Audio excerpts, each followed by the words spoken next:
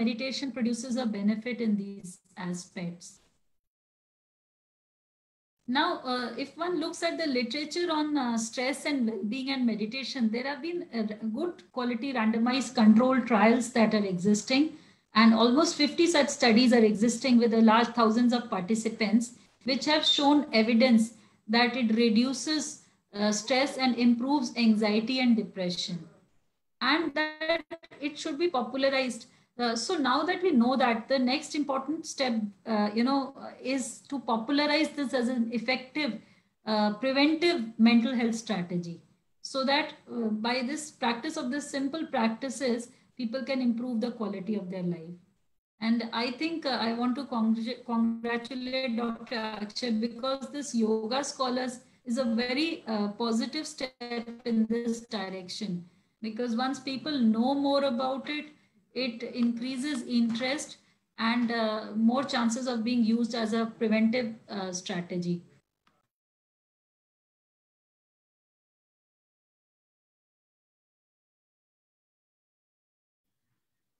You have muted yourself. Just unmute yourself. Yeah, this is good. Now we come to what is it that is making the meditation work. What are the psychological changes that are happening? So people have looked at mediators as well. And when they've looked at mediators, 4 important mediators have emerged. That means through the practice of meditation, there is a change in one, mindfulness or an awareness of the present moment. The second aspect is reduction in the repetitive negative thinking. Repetitive negative thinking is an aspect which is related to either ruminating about the past or worrying about the future. So this also reduces as a result of meditation. What the research has shown, that this is an important mediating variable. The third important mediating variable is self-compassion.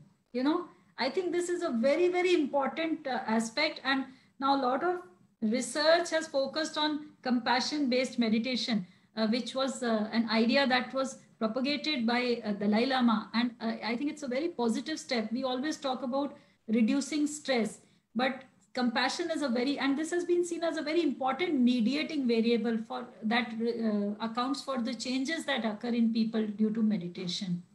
And the fourth important aspect is reduction in emotional reactivity and cognitive or the thought response to stress. So that means if we look at it from the point of a meditator, what is happening is that one can look at thoughts and feelings as transient events. One can distance oneself from these thoughts and feelings, and instead of identifying with them. So one can understand that I'm not just my thoughts and feelings. I'm much more than that. I'm beyond that.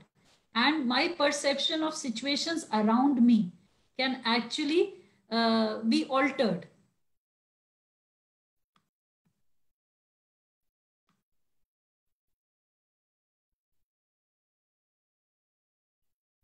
So I'll come to the next aspect, which I wanted to cover, which was, when we talk of pranayam, breath and emotion, that's also a very important aspect that should be discussed. Pranayam is one of the 8 limbs of yoga as described by Patanjali, Maharishi Patanjali, and it's also prelude to meditation. We know that practice of pranayam helps us to easily get into meditation. It's facilitative. So the relationship between breath and emotions has been well studied, and people have seen that when you're angry, when you're upset, the rhythm of breath is different from when you're relaxed and happy. And this relationship between breath and emotion is actually reciprocal. So voluntarily changing the pattern of breath can also improve one's mood states to a certain extent, not completely, but to a certain extent. So breathing is something that, we can control voluntarily, but there are involuntary mechanisms also involved at the level of the brain. We know that the autonomic networks, the limbic system or the emotional brain, the neuroendocrine system, all these brainstem nuclei, all these play a role in breathing. So voluntary control of breath can actually modulate the autonomic nervous system functions.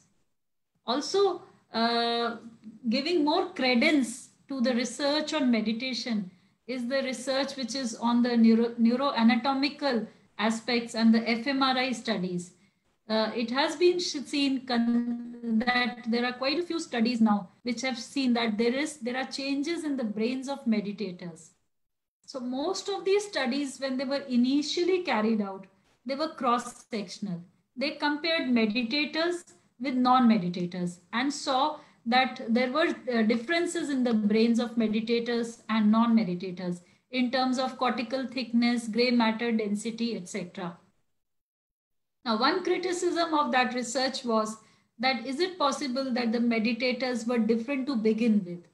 Because practicing, these were long-term meditators. So practicing meditation for so many years is not something that everybody does. So is it possible that these people were different to begin with?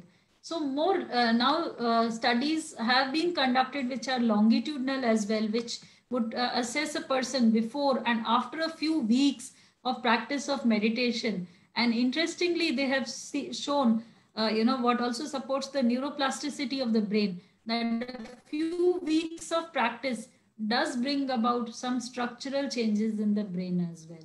Now, another aspect that people questioned was that, okay, these are structural changes. On another end, we are talking about, person feeling better, less stress, more well-being through questionnaires. But do these findings correlate with each other as well?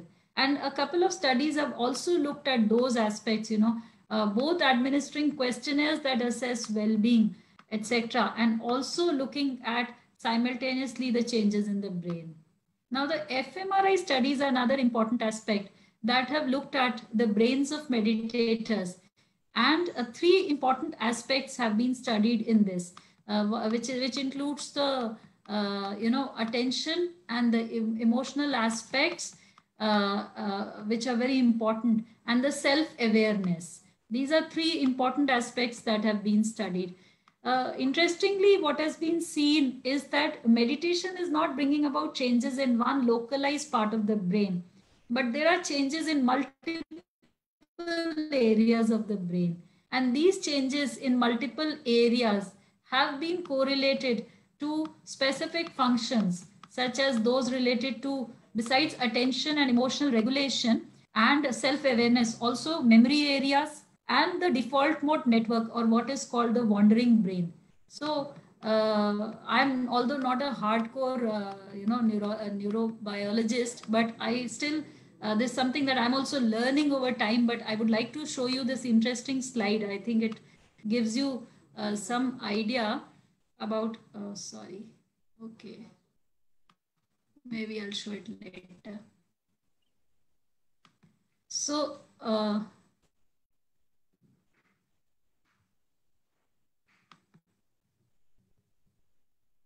if you want to show, you can show it. It came up when you click the button. In the slides was, sorry. Yeah, I'm just doing that. What I wanted to show in the slides was that the midline areas of the brain, the cingulate cortex and the prefrontal cortex and the amygdala, which is the seat house of the emotions in the brain. These are the areas of the brain that are involved. So somehow I'll shift it to the slide mode, and then I'm sure it will become clearer. Okay. Yeah, this is the slide I wanted to show. And that these are the areas of the brain that are involved. The anterior cingulate cortex, the posterior cingulate cortex, the prefrontal cortex, and this is the amygdala, which is related to emotions. When a person starts meditating and the emotional reactivity becomes less, the size of the amygdala becomes smaller. And the other interesting slide which I wanted to show you was the correlation people have seen between these different parts of the brain and specific functions. Attention being related to the anterior cingulate cortex and emotional regulation related to the frontolimbic network. And the default mode network is the wandering brain. It's the part of the brain which is actually very active when we are not doing anything specifically and we are just sitting and idling. And in meditators, the activity of the default mode network reduces and it increases the present moment awareness. Again, parts of the brain identified showing the involvement of the memory processes. Yeah. So this is something that I wanted to show you. Okay.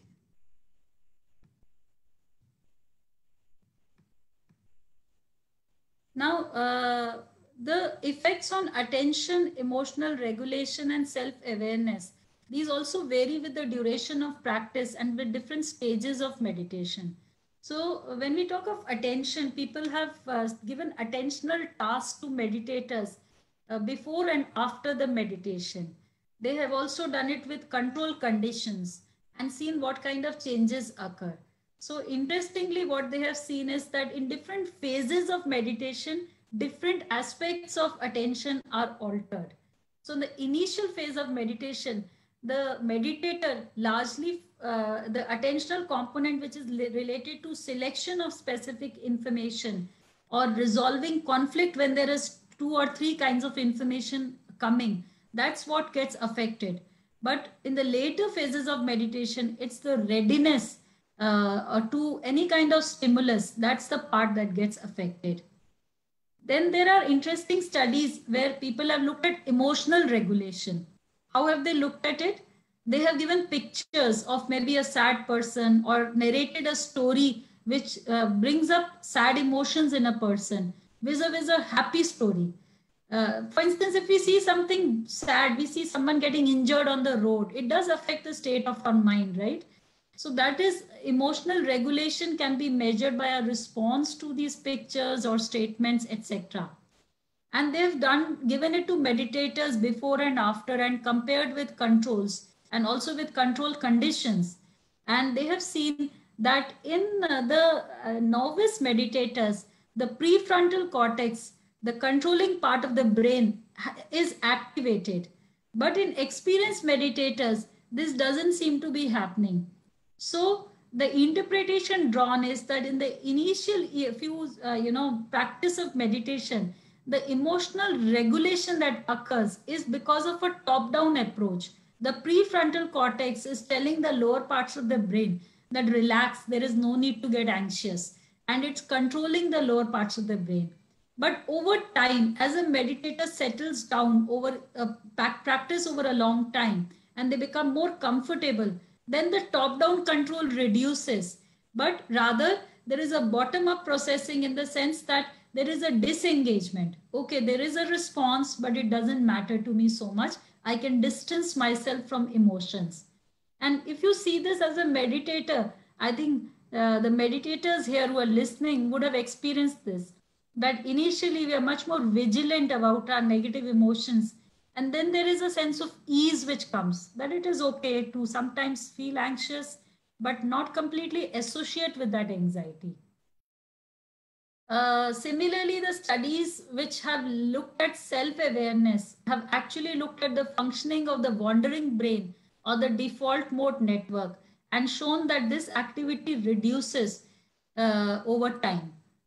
So the research on meditation has given useful insights, not only from neuroscience perspective, but even as a meditator, if one looks at it, it's very interesting. Now, in terms of psychological interventions, what has happened is that the incorporation of meditation-based interventions into psychological interventions is what is called the third wave of psychotherapy. So the first wave was those psychodynamic, psychoanalytical kind of psychotherapy. And the second wave was what is called cognitive behavior, where one analyzes one's thoughts, one's emotions, and then one tries to alter them.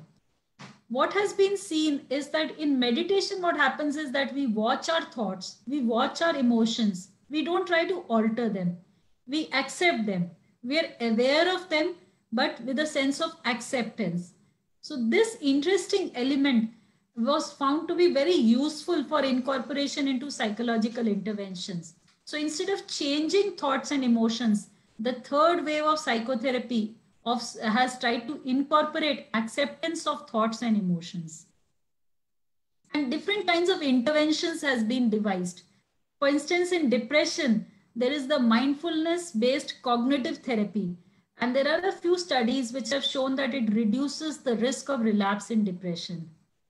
Now, the psychiatric conditions for which these psychological interventions have been tried out include depression, it includes eating disorders and distress that is associated with chronic pain, and a few other conditions.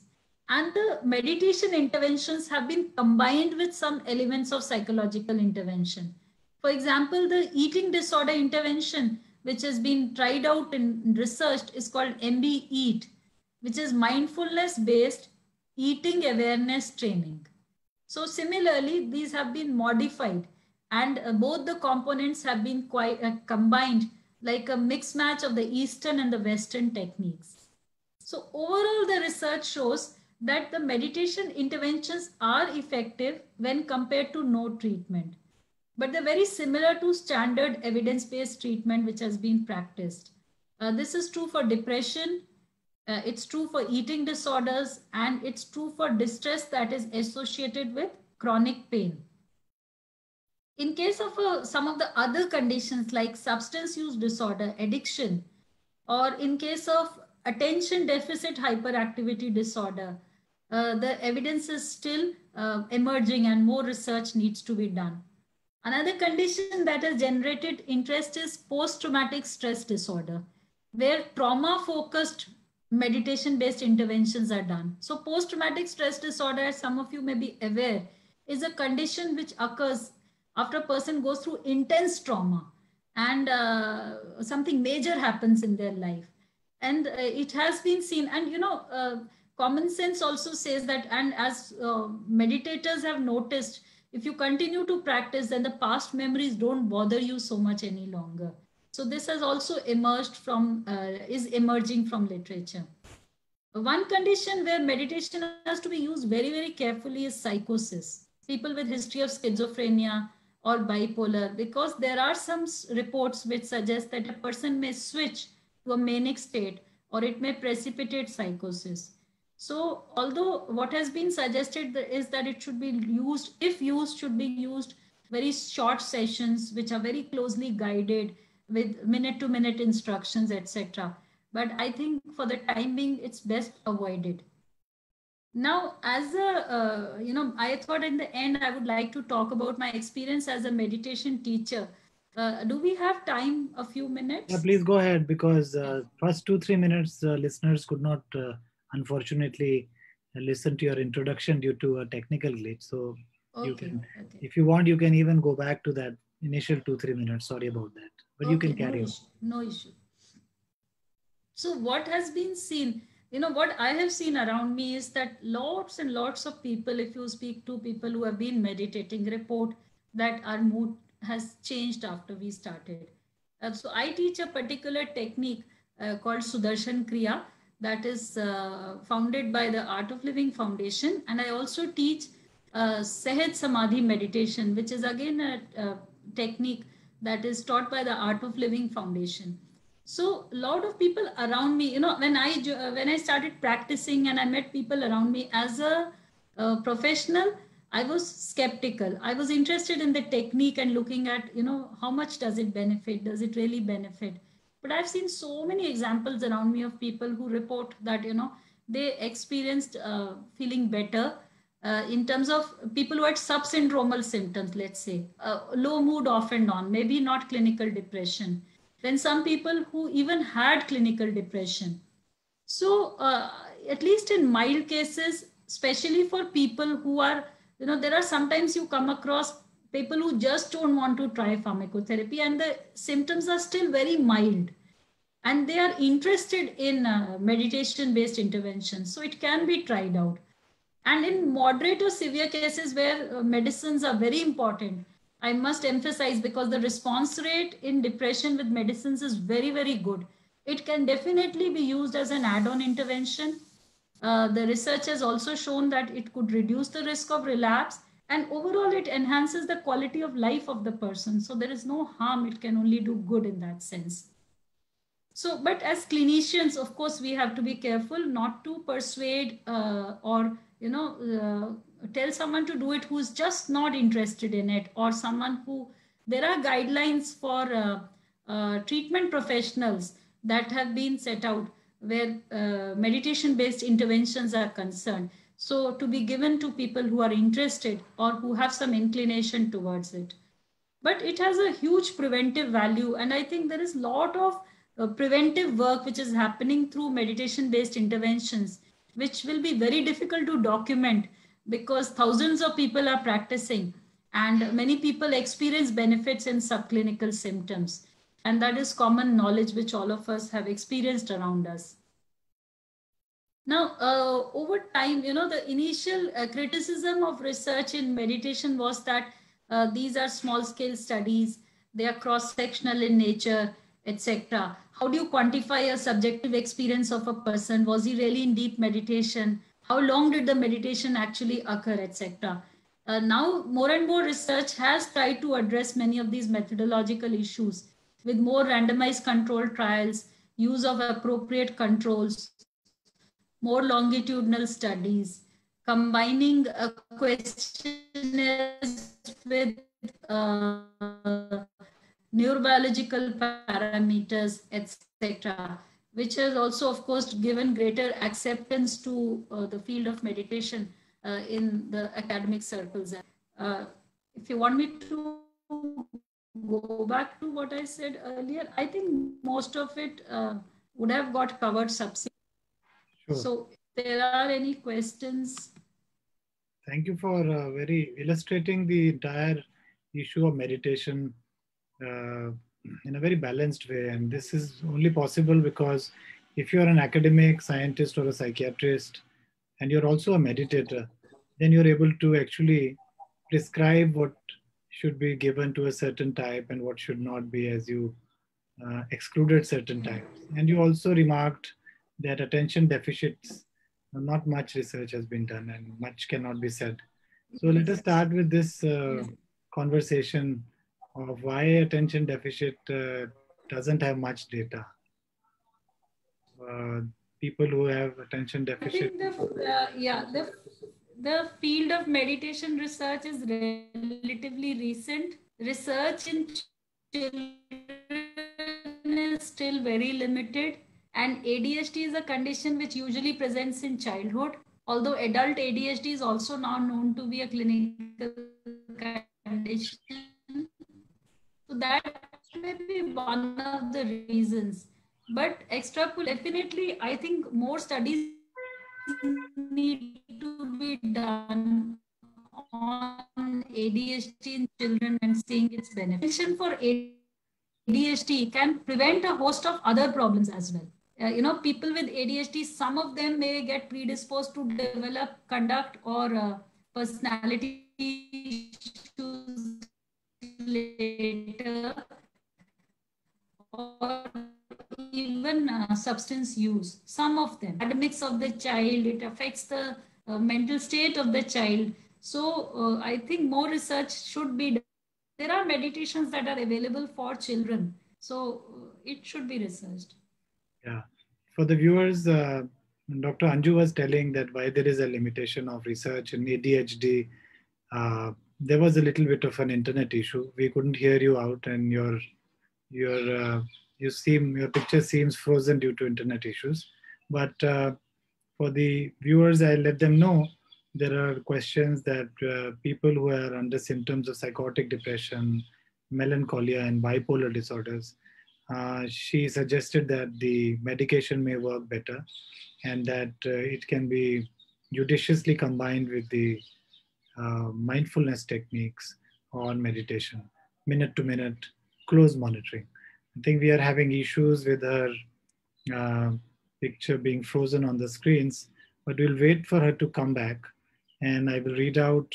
Lots of people joined here, some saying that I am also a meditator. Thank you. I'm myself a meditator and can relate to all the benefits that she mentioned. Dr. Anju told us some nice imaging studies which have been carried out with the particular emphasis to prefrontal cortex, amygdala, as it reduces in size because it is the seat of emotional brain as you meditate. She mentioned that the longitudinal studies have been wanting that we need to carry out longitudinal studies for long periods of time, and the kinds of meditation I would like to add also needs to be standardized to do studies like we do in drugs. I will just admit Dr. Anju, she is rejoining us, and so the technology sometimes is a challenge, and so I knew she will come back, so let me admit her. Welcome back again. I think there was some internet problem, Dr. Anju. Yes, Yeah, yes, there are some. sorry, I got logged out. Yes. Yeah, there is some internet issue at your end, but I think you're back now. So I was recapping what you Yeah. were mentioning. Are you with us? Are you able to Yes, hear me yes, now? yes, Yes. yes, So yes, yes. yeah, I was trying to recap for you of what you told about the studies which have been carried out, also the limitations of the study. And but I think you missed out telling a little bit more about Sahaj Samadhi because you are a teacher yourself. Very briefly, can you tell what is Sahaj Samadhi? How is it different from Vipassana or other meditative practices? Yeah. Sahaj is a meditation which is mantra based meditation. And it can be when people talk of meditation, they talk of meditations in which attention is placed. Then they talk of open awareness meditation. And then they talk of automatic self transcending meditation. These are the three categories that some people have classified. So Sahaj would fall under automatic self transcending meditation. So it's a technique of meditation. It's not a japa mantra. It's a japa mantra is used intermittently during meditation, and just that is going to deep meditation. So that's why it's the state of samadhi, where when one state is just Can you try to re-log in again? I think there is still internet problem. Please, would you mind logging out and logging in again? Uh, Sorry, viewers, about this, and this is something which is not under our control. Uh, yeah, so there is a problem, and there is a viewer saying that it's a good supplement not only for those who are under stress and anxiety, but also for those who are healthy. So I wish we could ask her. I think she's going to log in again. And there are questions about, she mentioned that depression, bipolar disorder, there may be problems or meditation needs to be monitored. So we'll just ask, she will join us again. I just requested her to log out and log in as to what is best for a person of depression. If not meditation, is it just asanas or is it some mind sound resonance technique that is given by SVASA, MSRT it is called. We had a program right here in the morning. You can go to those archived videos and take a look at that. We're going to ask her soon. Overall, she gave a very scientific and a clinical perspective of where our meditation research stands and what are the goods and where we should not go further into. So I think we will just wait for a few seconds if she can log in, or else we will close the session and wait for tomorrow's session. So I will let you know tomorrow we have a very interesting session by Dr. Surender from Indian Space Research Organization, ISRO. He's a former scientist and he's going to be making an analogy, or he's going to be talking about clairvoyance, Annie Besant's philosophy, and what is the common thing between consciousness and quantum physics. So, and day after that, on Saturday, we are going to be having a special session by the sand artist, Padam Shri Sudarshan Patnaik from Odisha. He will be joining us on Saturday. And that's going to be a very interesting session on how he grew up in his life from rags to riches and in what way the yoga played a very important role in his life. And finally, on Sunday, from the same institute where Dr. Anju was with us, we would be joined by Dr. Tanuj Dada from our Indian Institute of Medical Sciences, New Delhi, and he will be speaking about what role can yoga play in case of glaucoma. That's going to be a brand new study. We've never had a guest speak about the benefits of meditation or yoga to an eye disorder such as glaucoma. Dr. Anju is just joining. I just permitted her maybe a few more seconds. Thank you all for your patience. No, I don't think she could join us. So I think we will bid goodbye, and we will meet tomorrow with Dr. Surinder's talk. Don't miss the program tomorrow at 6 p.m. sharp to be joined by the ISRO scientist, Dr. Surinder. Thank you very much. Have a great evening. Bye-bye. Oh, she's just joined us. I'm so sorry. Yeah, we continue to talk, and I told them the programs to follow tomorrow, day after. There was a question, somebody asking, it is good for those clinical situations, depression, or not depression really, but anxiety, stress. So it is also good for normal people, is it? Or you really have to be anxious and stressful to do meditation? Not at all. Not at all. I think meditation is something everybody should do. Since I was talking on mental health, it increases your well-being. So no matter where you are in your life, it will make you feel better. So another question. Yeah. Sorry. Yeah. The whole journey is towards evolving oneself. So that happens. Correct. So it's as good for the healthy in the process of evolution. And there's a question of what do people who are depression do? So those who are depressed, you've already flagged it. One has to be a little. I said that if you are first, you must get assessed by a professional. Get yourself started on treatment. Don't withhold that. In mild cases of depression, after discussing with your professional, you can do meditation. That helps. And if it is more than mild, if it's moderate or severe, you must take treatment, and additionally you can do meditation. So, one should not, even in severe depression, one should not think, let me just meditate and not take medication, because sometimes in severe depression, there may be need for very urgent kind of interventions. So what I'm trying to say is meditation helps. There is no doubt about that. But professional treatment also helps. Each has its place. Correct. And we need to integrate together with the help of expert help. I have a question coming up. I was just thinking of meditation being more adaptable or more open or acceptable to the elderly and adults. Or you think even the kids can do meditation? What do you think of 10-year-old kid, 15-year-old kid, or even smaller? I think they can do. And a lot of young people these days, youth are connecting to meditation in a big way.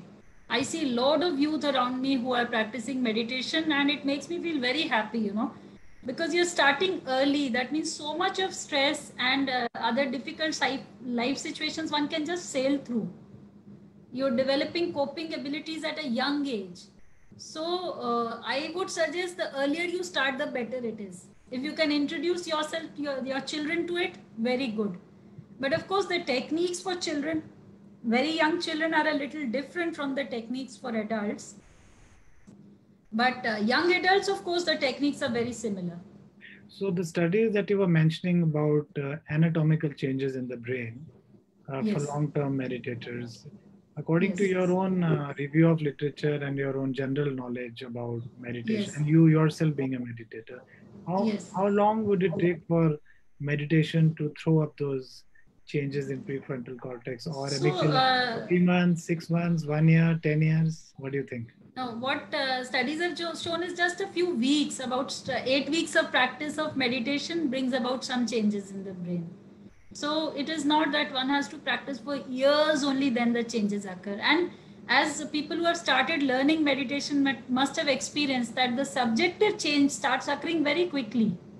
So just within a few weeks of practice, one can feel that something is settling down inside. You don't have to wait for years for that to happen. Right. That's very interesting. And that's not that long as is generally perceived. But maybe it prolongs life in any way. Any study that shows the meditation may prolong. The longevity research I've not specifically looked at, but it's an interesting question. And now that you're posing it, I think I should look at it. Maybe one can look at telomere length or telomerase activity. Yes. So just for the information of the viewers and for yourself also, on September 5, which is the Teachers' Day, we are going to be having similar experts from modern medicine, from traditional medicine, from psychology, psychiatry, to talk to kids and teachers across the country. So please switch on at 12 o'clock, 12 to 1. We'll be having this session with more issues of adolescents and even younger kids. So I think it's time to say goodbye to Dr. Anju and we thank her for being here. Please watch out. Thank you very much. And September 13th, I already extracted a promise from her that she will be with us again. We are going to be having another program with the American Academy of Yoga. They have approached us to jointly talk about post-COVID scenario and also the post-COVID complications in patients who are recovered but limping back, having trouble. How can we manage that? So we'll be having interdisciplinary experts, and Dr. Anju has joined us. And sorry about the interruption today. We promise that this will be minimal on 13th of September at 6 p.m. So thank you, Dr. Anju. I'll send you the link and we'll stay connected. Namaskar. Thank you very much. Thank you. Bye-bye. Bye.